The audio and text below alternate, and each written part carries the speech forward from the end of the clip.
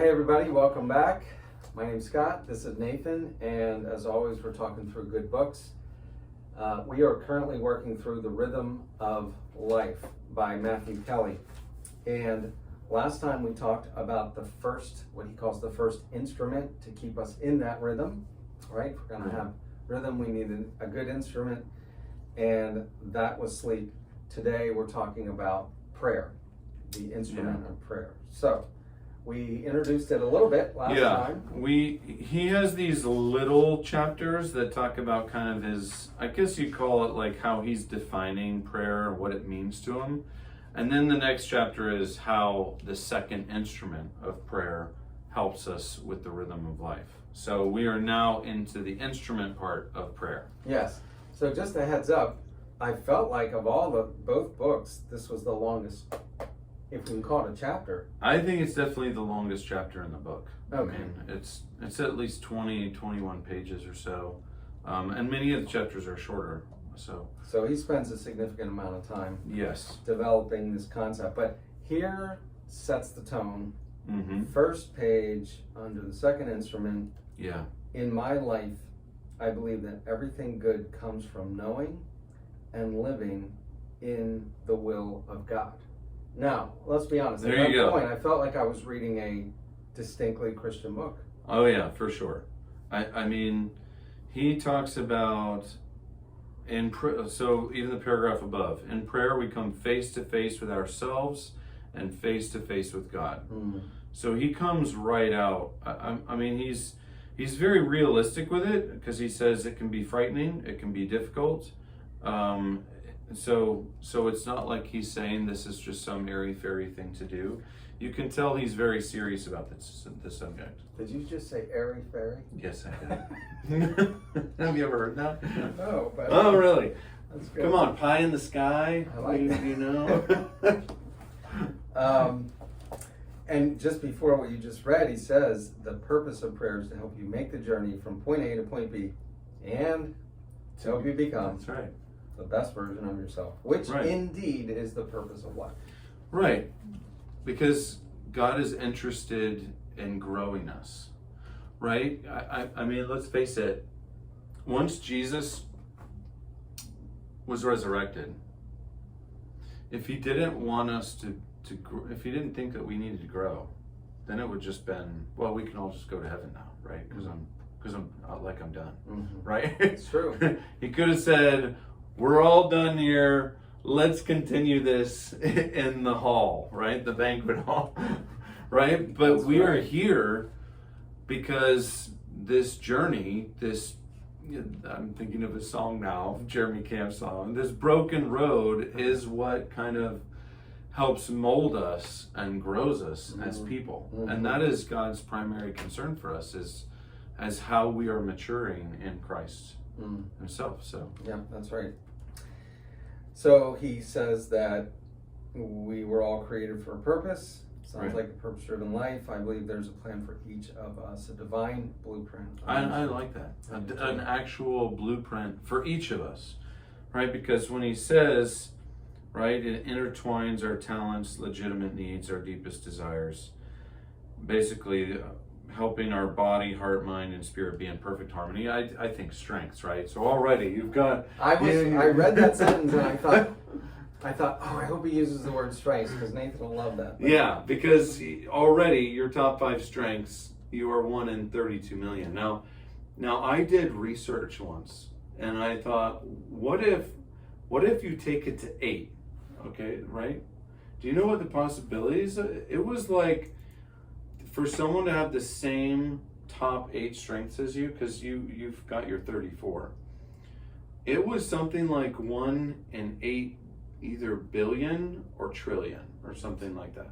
Because, you know, it's a mathematical equation, right? It keeps getting bigger and bigger, which means that it is almost statistically impossible for you to share the top 10 strengths in the same order as anyone else alive.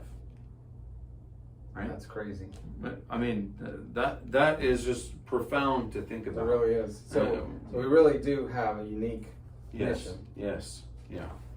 Now, worth saying, if there is no God, then that's total then it's all random. just muddy water. Yes. But there is, we believe there is, and Yes. I'm going to say there is, the will of God, then he says, is the perfection of the creature by finding the very best version of ourselves, Right.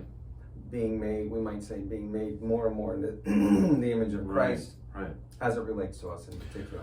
Which, if you think about it, we're on image of Christ still. The best version of ourselves would profoundly reflect God's character, an actual glimpse of who God is, because basically each of us, reveals one tiny print of who God is, right?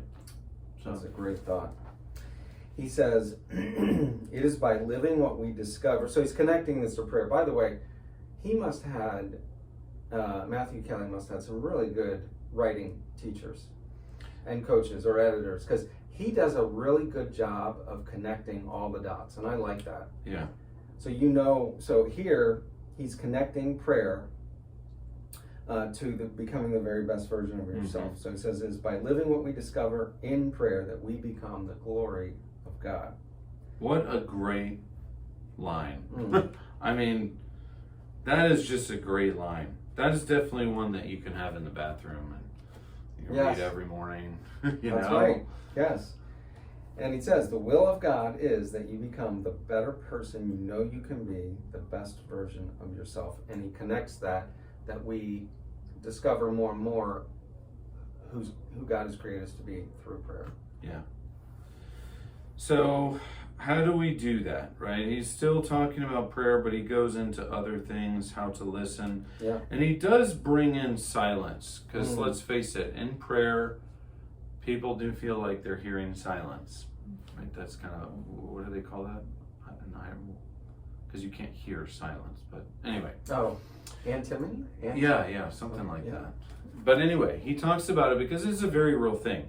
But he says that silence, or first he says noise is the mouthpiece of the world, and silence is the mouthpiece of God.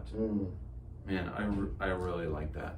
I was watching a movie, actually. It was a cartoon with my kids. And this character, it was a cat at the time, was talking to his butler, which was a robot. And he had made a wrong decision.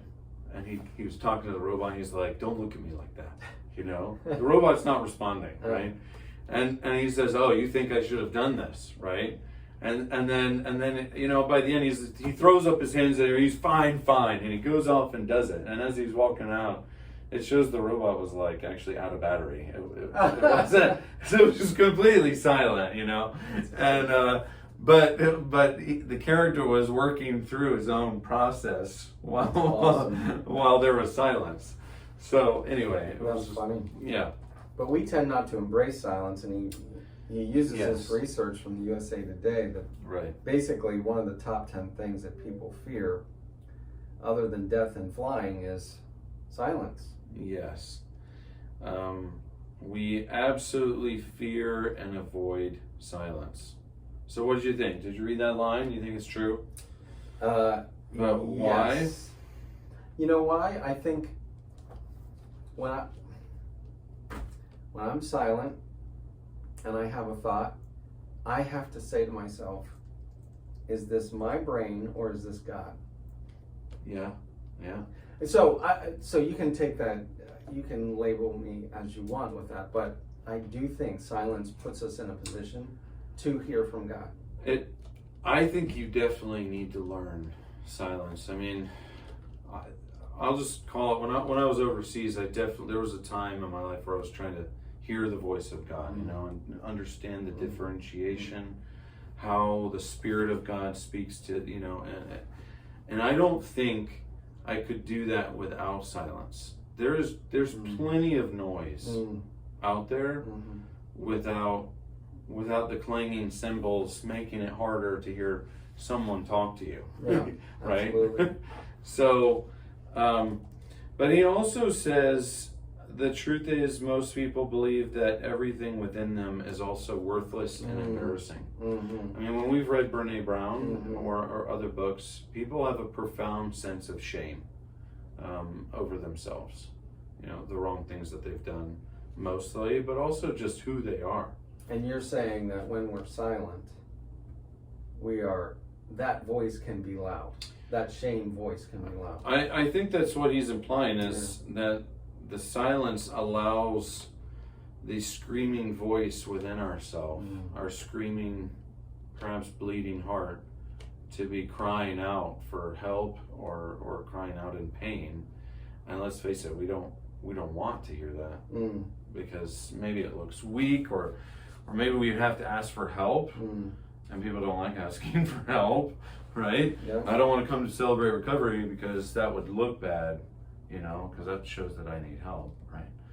So, which we all need help. We all have hurts, habits, and hang-ups. That's what we say. That's right. That's right. So he's asking us to give. Again, there's so much here. Yes. We could probably talk for an hour. There's a lot. But maybe the key ask from him as an author is give this hour. I love that he called it a sacred hour. Again, great writing. He uses this phrase, like, sacred hour. Wow, that's really inspiring. And then he asks us later in the chapter to adopt uses the word mantra. Yeah. Meaning, like for me, I mentioned a few videos ago, I've been using the thought slow. So that's like a mantra. Yes. It's just a word to help us go deeper. That's right. That's what it means. You know, we actually did it as a staff group to come up with a word. You know, and I saw someone's word was persevere. I'm trying to think of what some of the other words was. Joy, I think, was one. Yeah. So it's basically, I think, and in my opinion, it's often the subject that God really wants us to learn in this particular season. So. Yeah, and then he, in case we were wondering, he comes in and he says, I am fascinated with the life of Jesus. Yeah. And so and then he says, I use the life of Jesus in the Gospels during the sacred hour. Right. Getting into some of the details of what he does during his sacred hour or his hour daily. I like how he does it, though. I mean, he's basically saying, you know, prayer is one thing, because people use God in different contexts too. But he does say, basically, for me, I focus on Jesus, you know. So he's basically showing that's where he finds, right, the foundation of prayer itself, and I like that it feels more like an invitation to hear kind of what he does. So that's right. Well, so he does go through a number. Hopefully you'll pick up the book and read it, but there's a lot here, like we said. Goes through some specific ways to spend that time. Right. An hour of prayer, such as reading the scriptures, focusing on a word or a couple words. Staying still. He spent a significant amount. Stillness. So we have stillness. We have silence. What's the favorite word that we always go back to, right? The breathing. I couldn't believe it. I mean, well, I should not be surprised. Right? Everybody is. You know, it's funny because it's the most non-thought through activity that every single person alive literally does. However many times in it, I don't know exactly how many times we breathe in a day, but okay. So, and he quotes, I think it's Psalm 41:10. Yeah, where was that? Top of page 196. Be still and know that I am God. Oh yes. So he talks about the stillness is important. Yeah. So silence, solid. There's a lot. Frankly, there's just a lot in this chapter that we cannot get into because it's a longer chapter. Yeah. I do think that towards the end of this chapter, I mean, he is basically saying that life is a prayer, that we pray to God on our knees. I'm trying to think of where he found this. I think it was Francis of Assisi, right? Yes. Yeah. Tells a story about him. Yeah, you want to read that one off? We'll close this chapter because we still have to talk about the third instrument. So. You want me to read the story of Francis? No, not the story. just the part of the prayer on the last 209. 209, yes. I'm turning to 209. Here we go. So I know we skipped over a lot, so you have to actually pick up the book and you said the last part? Yeah. Yeah, Divine Master, grant that I may not so much seek to be consoled as to console, to be understood as to understand, to be loved as to love. For it is in giving that we receive, it is in pardoning that we are pardoned, and it is in dying that we are born to eternal life. It's just a beautiful prayer. So.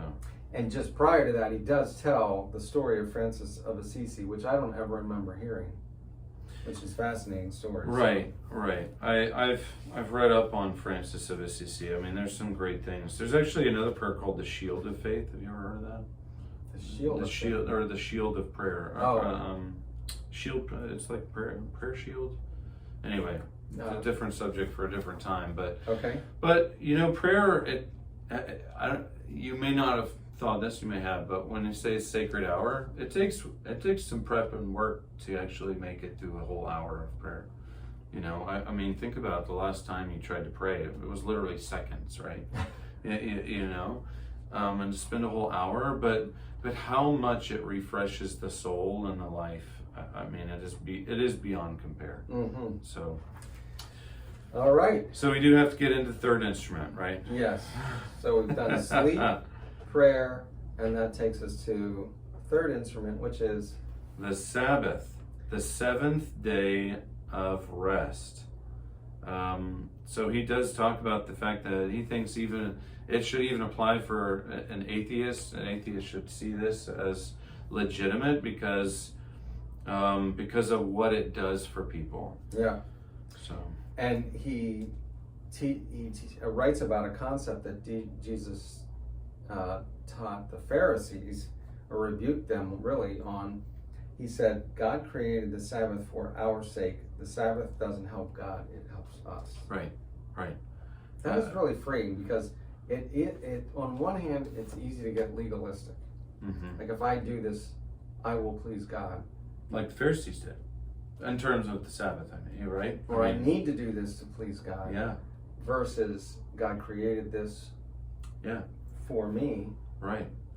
And he actually wants us to have that relaxation time. He wants us to put our feet up. He desires that peace, that day of peace for ourselves to, what does he say? Can basically anchor our rhythm of life.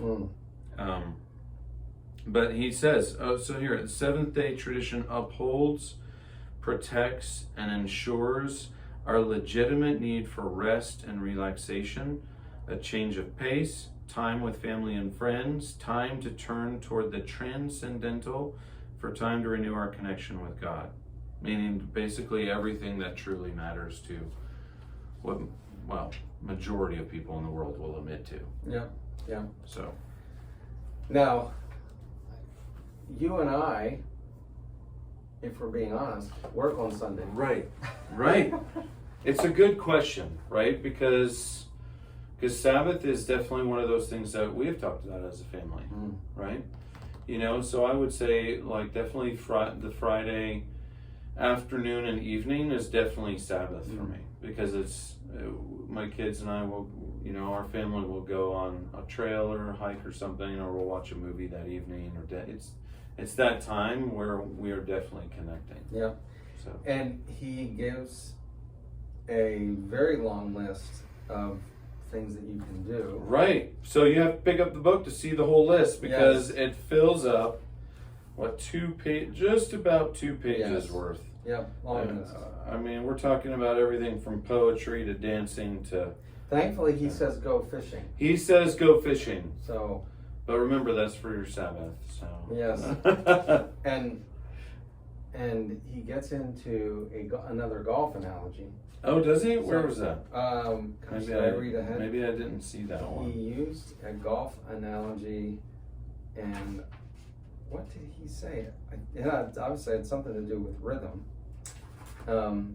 Maybe we'll get that one in the next video. Maybe. I need to do a video by myself, and then I can talk about the golf. But anyway, it was really good. Great list of things that we can be doing.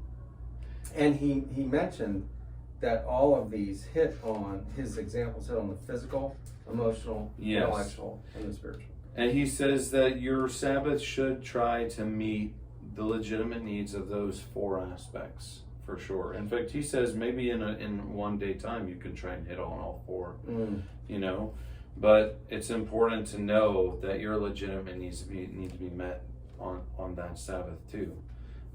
Because I think there's a difference in like tuning out the world, right? Where you just sit, and maybe you only do gaming all day, or you're only on movies all day, where you're basically so burned out that you're not actually resting. You're just trying to basically be numb, right? You're avoiding.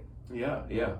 It's a non-living, actually, right? So it does need to be restful and purposefully relaxing, meaning I need to let my body kind of cool down. It's sort of that sense of where you let your shoulders drop and you're kind of relaxing, you know, you can feel the tension just leaving your body. And that doesn't necessarily happen if you're checking out. You're just pausing, right? You just put the pause button on. So, and I did find this piece to go talk about the listening to the voice. We need a time to relax and listen to the voice within. The voice that reveals the truth that makes us free. So, you know, God really wants us to live in freedom. We actually talked about that on July 4th. And he wants us to have peace and joy, and he wants all these things for us, no matter what is happening. And one of the ways that we have that is because God created Sabbath for us, right? So good stuff. Yeah. Those are the 3 instruments. So use those 3 instruments. Play them hard, right? Did you say play the instrument? Yeah. Right? That's right. So get your sleep. Yeah. Prayer and Sabbath rest. Right. 3 instruments. So right. It's time to live what we believe. Time to rest. Yeah. All right. Thanks for joining us once again. And we look forward to seeing you either at Celebrate Recovery on Monday nights at 7 o'clock, dinners at 6, or you can join us for our next video, in which we will continue the conversation from Matthew Kelly's very good book called The Rhythm of Life. See you guys. See ya.